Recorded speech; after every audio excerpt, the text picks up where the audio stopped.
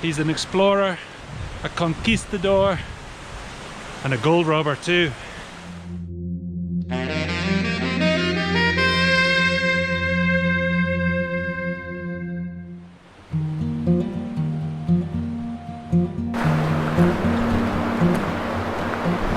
Well, good morning. And today we are in a beautiful part of North Georgia, part of Lumpkin County, and we're heading up towards a falls called DeSoto Falls.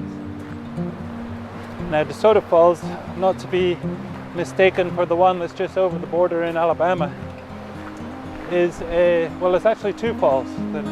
The upper falls, DeSoto, and the lower falls. So we're going to check out the upper falls first. That's the larger one,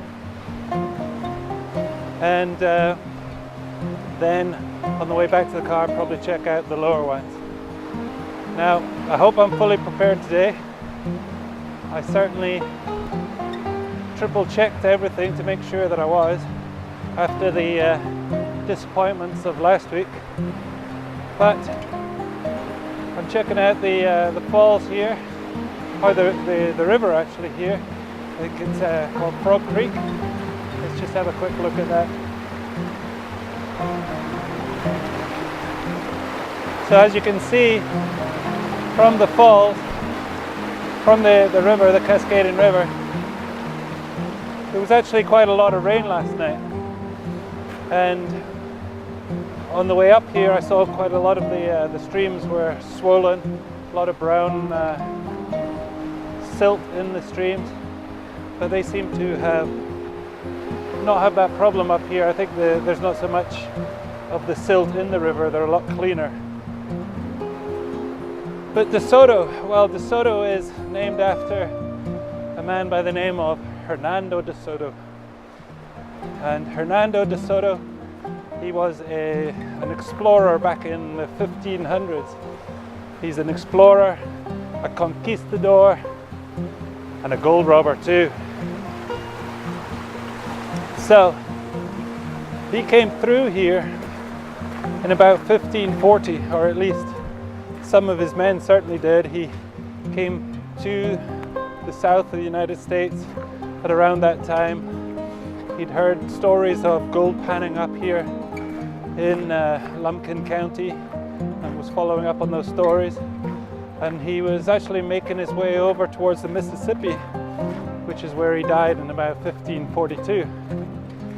But DeSoto is actually also a brand mark of the Chrysler Company, or at least was in the mid-1900s.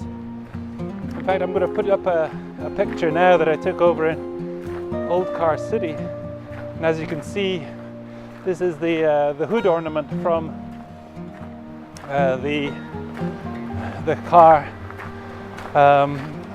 City over in White, Georgia. So, very famous man, bit unscrupulous in lots of ways, as a lot of these Spanish conquistadors were. There's a lot of blood on his hands, and as I say, he met his end on the banks of the Mississippi around 1542.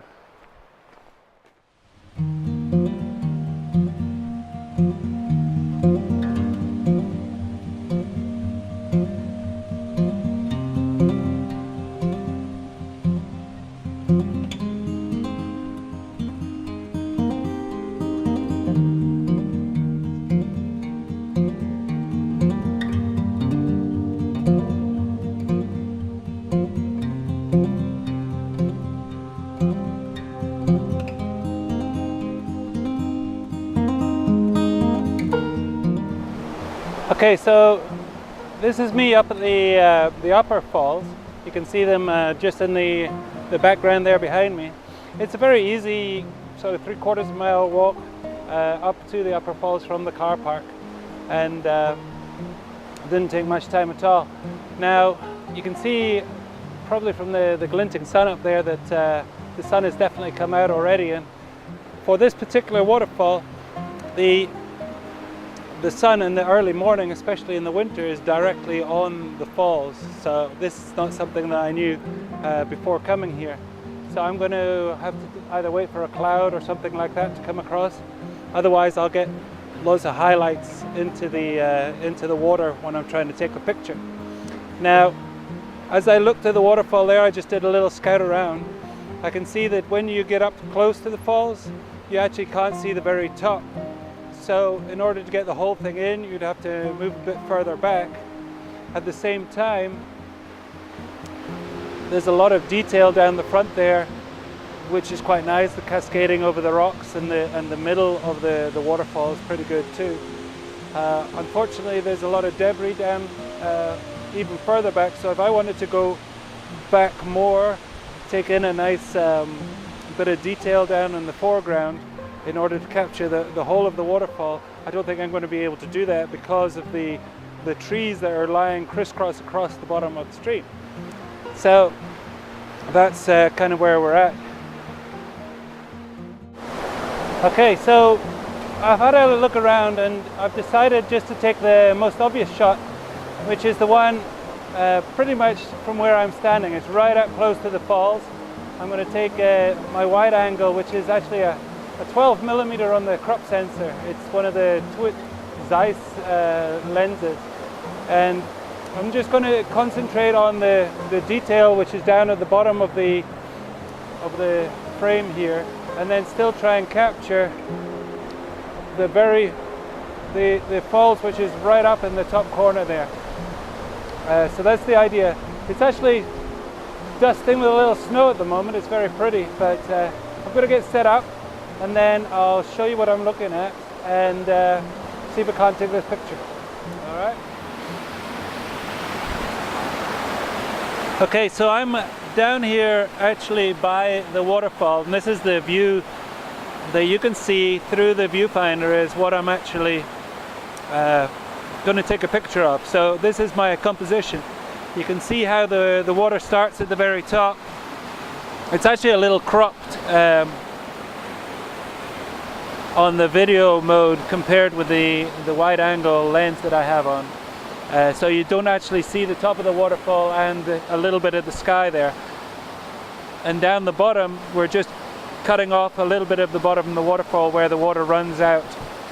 But I like the way that it comes down from the top left, down across the middle of the screen and out again in the bottom left. So it flows down through the scene. And we've got some very nice flow on the water. I looked to see what looked to be best as far as timing was concerned, and a quarter of a second seemed to do about right. I started about half a second, went up to an eighth, but a quarter is where I've finished up. Now you can also see that the sun is coming in and out of the clouds, so I had to time my shutter speed, or I had to time when I was taking the picture to when the sun was just going behind the cloud. And what I found best was that if I got the time when it was going through some hazy cloud, so I had a little bit of sunshine, but you know, a little bit of directional light, but not the strong sunshine, then that seemed to be best. I've actually got a 2-stop grad filter and the polarizer on the front. The polarizer is cutting down some of the reflective shine on the rocks, and the 2 grad is just softening down the impact of the sun from the top of the frame. I've actually pulled it quite far down because there's no mountains or sky really showing, and I really needed it down throughout the frame. It was either that or using a 2-stop filter, a 2-stop neutral density filter. So this is the image that I've taken, and I'll put it up on the screen now.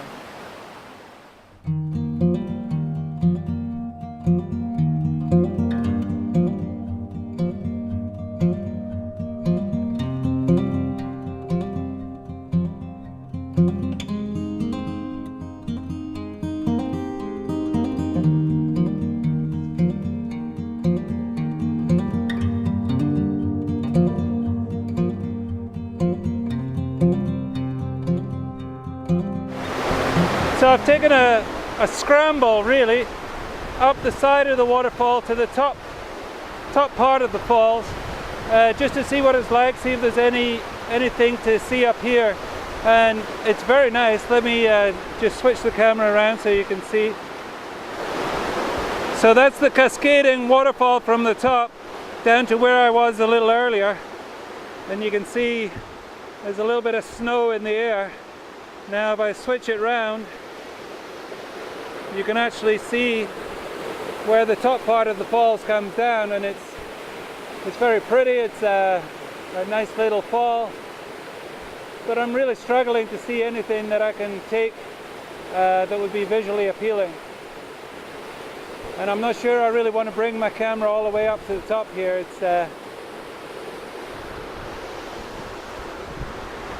It's actually pretty scrambly coming up this last little bit. So I'm just going to head back down, have myself a little coffee, and see where we go from here.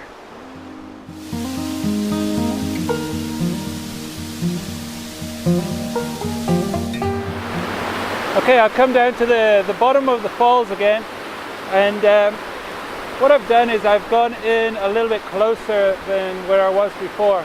It's always quite nice to have a wide angle view, get that out of the way when you first arrive, and then when you've been there a while, you start to see some more of the details.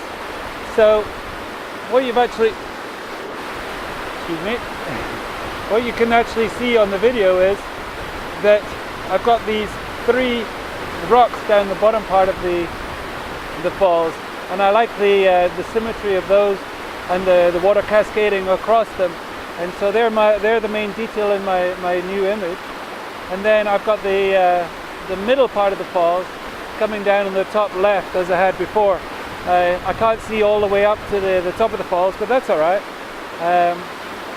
So a nice bit of cascading falls, and while I've got this beautiful light at the moment, which you can see it's kind of hazy, it's snowing just a little bit, but that doesn't enhance the picture. It's the light which is enhancing it. So while I've got this hazy sun at the moment, I'm going to go ahead and take this picture.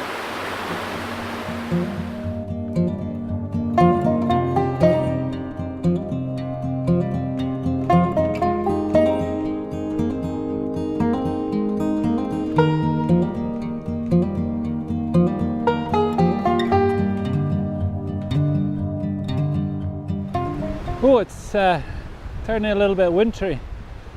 I think it's the first bit of snow I've seen this year. It's nice, real nice. Okay, you can see the upper falls there of DeSoto Falls behind me. I've packed up now, and I'm going to head back down the 3/4 mile path, back down to the footbridge, and then the lower falls are actually in the opposite direction down below the falls. So I'm going to head back down there, and on the way maybe have a look at the stream.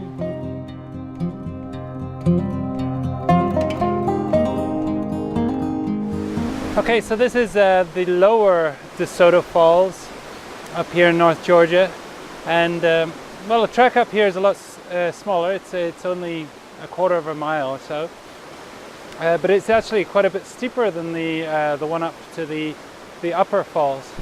And what I didn't realize was that it's actually on a different stream. This stream runs down and into Frog Creek, I think it is, and so it joins it further down. So it's a lot smaller stream, and it looks like it falls, a reasonable distance. But as I say, the trek up here was a little bit steeper. So now I'm here, I'm going to have myself a little look around, and we will see if we can find something. So I've picked out a little detail down up here at the lower DeSoto Falls, and I'm just waiting for the sun to move around a little bit. It's going to take a while, so what I might have to do actually is take a series of pictures. What's happening is that the sun is hitting each of the individual trees and casting a shadow on my subject, which is this fallen tree trunk here. And what I'm trying to do is get the background of the water behind in slow motion, so that it creates almost like a neutral background, but then pick up on the detail of the fallen tree, especially down at the base where the roots are and the rocks are and everything like that.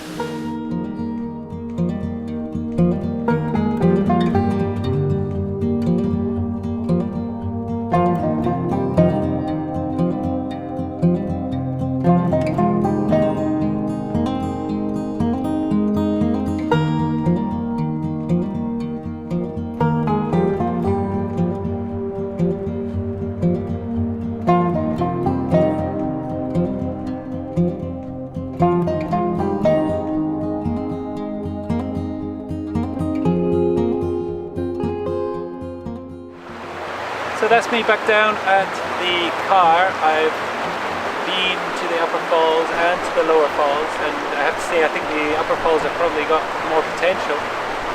Certainly enjoyed my time up there. I took that one expansive view and then concentrated in a bit more detail, and it's an easy walk, 3/4 of a mile. The lower falls, not quite as much potential. It's a bit more of a steep hike, only 1/4 of a mile. But then when you get up there, there's these tree trunks which are very close at the front of the falls, which often happens, and so you can't really step back and get a good view of the falls themselves. Having said that, still worth a visit. One thing I didn't mention was why they actually call this a DeSoto Falls, and what happened was that I think back in the 19th century it was that they found a piece of armor, and historians believe that that's probably from the expedition of DeSoto when he came through this area. Whether he was actually here himself or not, or whether it was just his men, we're not sure. They were looking for gold in the hills at that time. So yeah, very nice place to visit, and we'll catch you again next time. Thanks for watching.